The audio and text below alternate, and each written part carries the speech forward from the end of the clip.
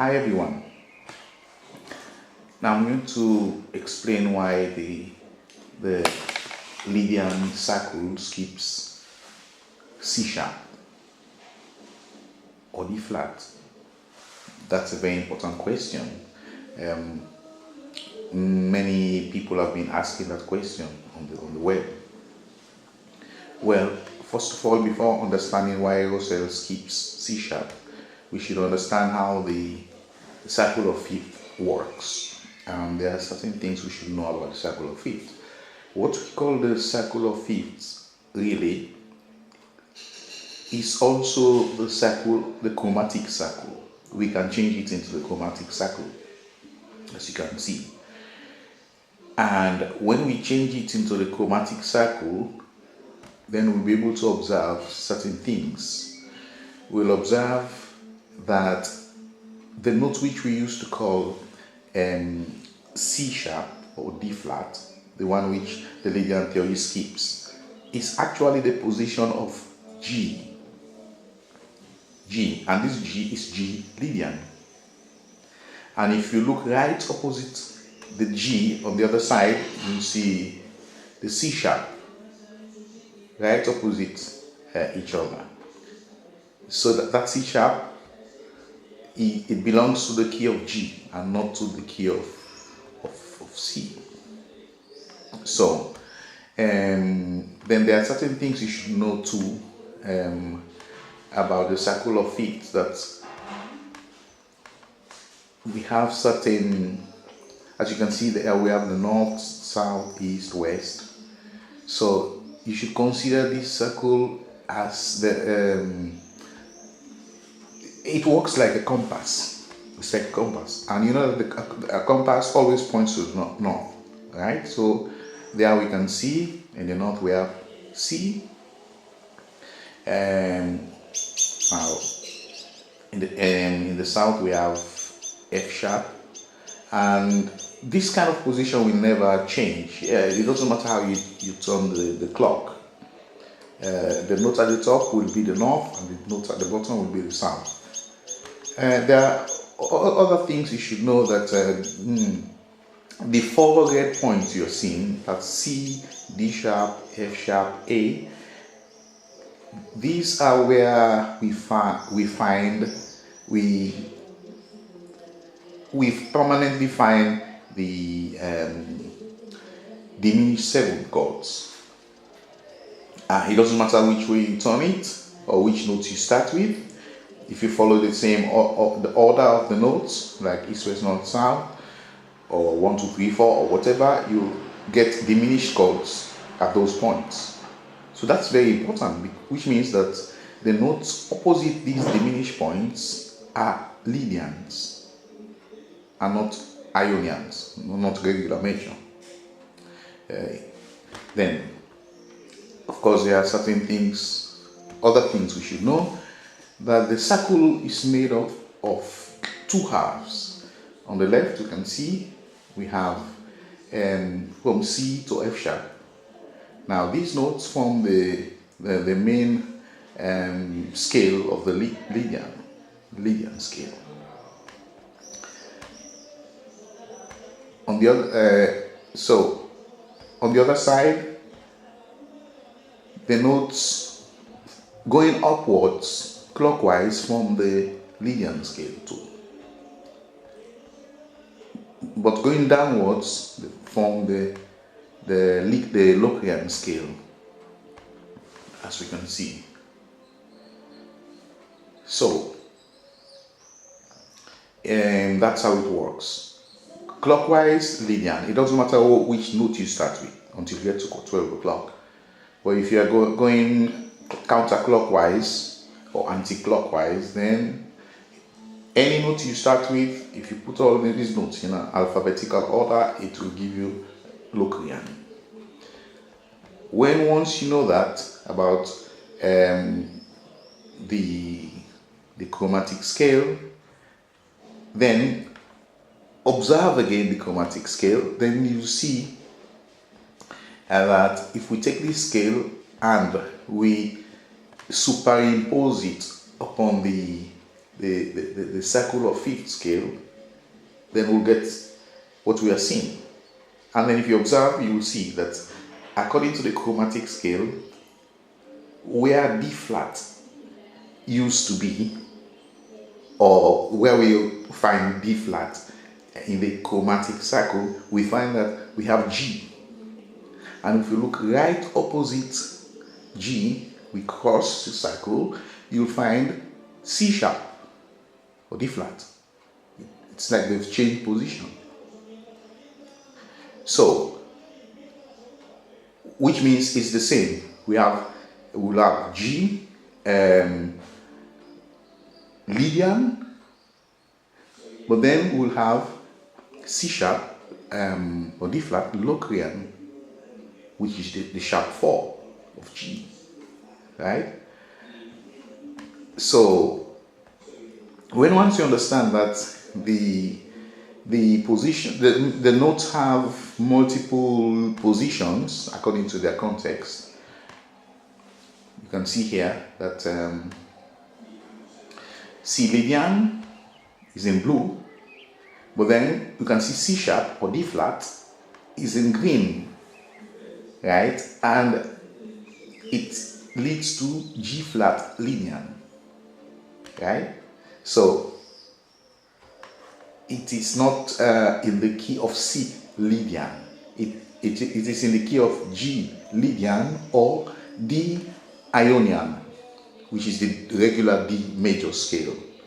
So in the regular D major scale, C sharp is important. In G Lydian, C sharp is important.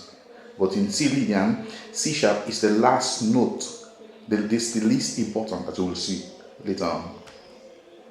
For example, let me give you examples. Let's take the Lydian augmented mode. If you observe, you will see that the scale jumps from F sharp to G sharp.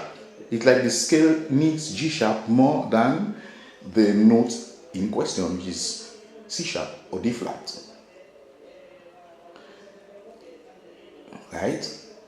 And then think about it. If the notes are in alphabetical order, after F sharp, we cannot go backwards to C sharp. We have to move, because after F is G, F, G, H, I. There's no H in music, so after G, G sharp, we have to A, F, G, or G sharp, it doesn't matter.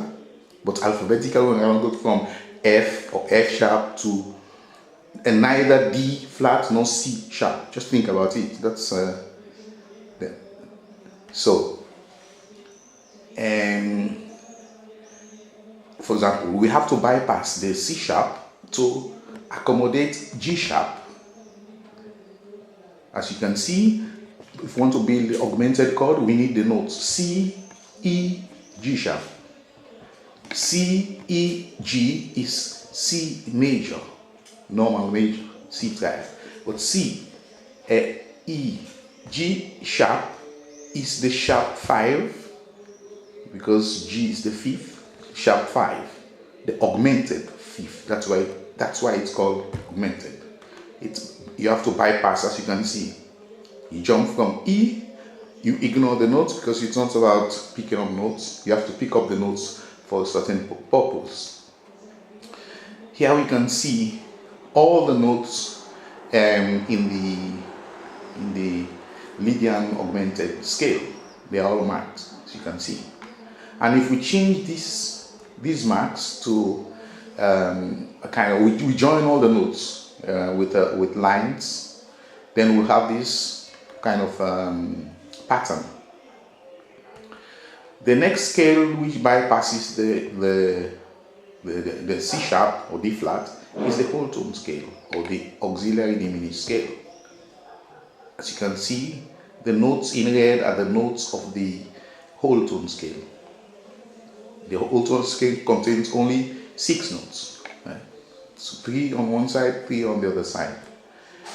As you can see, this scale jumps from F sharp to G sharp.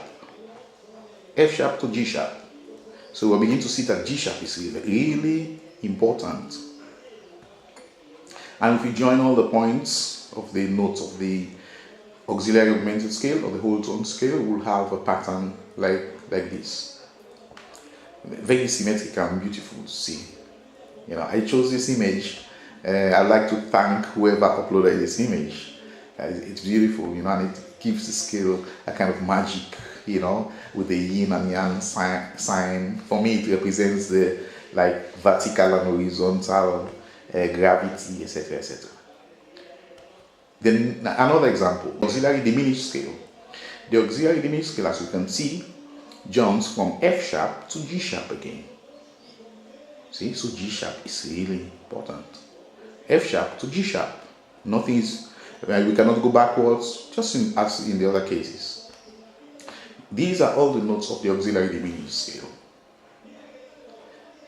And if we change these notes into lines, we join all the notes with lines, we'll get a pattern like this.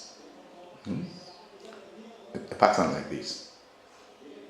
So observe the pattern. It's rather curious. Now, the next scale is the auxiliary diminished blues scale. The auxiliary diminished blues scale is the last because, as you can see, there's no F sharp. There's no G sharp. There's no G sharp, but then that's the first time the D flat appears. You see, we've never had a D flat before. We've never had a flat 2 before in all the 7 scales. So, and in fact, G sharp is in other scales too, which I did mention here. So we can see that C sharp is the least important in the key of C Lydian.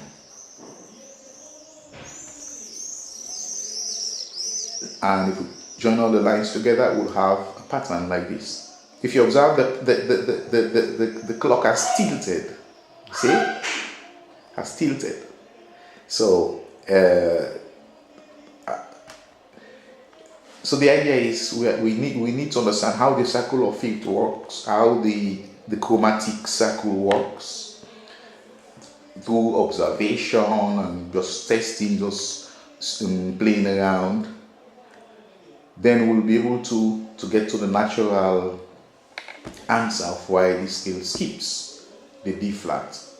It skips the D flat in order to accommodate the 5 main chord types in Western music, which are 7th chords, major chords, minor chords, diminished chords, and augmented chords. See? So that's why it skips, right? But it doesn't mean that D flat is in the wrong place. It's not, because and it doesn't mean that the scale is not symmetrical. It is, because as you can see, you saw the beautiful design which comes out of this, and it is symmetrical. See, so everything is in place. It's just a matter of understanding how to use it, right? So thank you very much. I hope this video will be of help to you.